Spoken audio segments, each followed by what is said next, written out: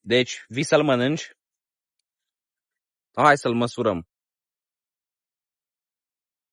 Să-l măsurăm cum se măsoară în zilele noastre, când scria unul de șubler, de nebunii. No, dacă are 40, îl mănânci? Bun. La 1,30 m, deci aici, unde-i această cicatrice. Bun. Luăm ruleta.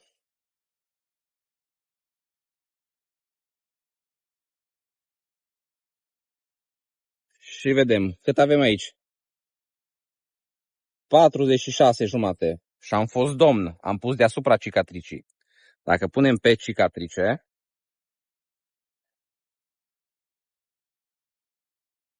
49.